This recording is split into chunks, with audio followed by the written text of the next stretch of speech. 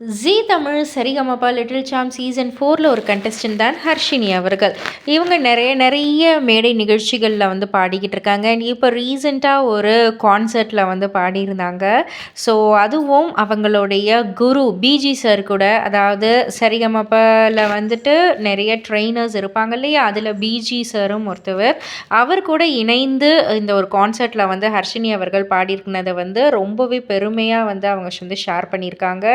And அது மட்டும் இல்லை, எல்லாருக்குமே வந்து நன்றியும் சொல்லியிருக்காங்க இந்த ஒரு ஆப்பர்ச்சுனிட்டிக்கு. அண்ட் சரிகமப்பா தினேஷ் பாண்டி அண்ணா கூடவும் வந்து ஒரு பாடல் வந்து பாடியிருக்காங்க. ஸோ அவங்களுக்குமே வந்து தேங்க் பண்ணியிருக்காங்க.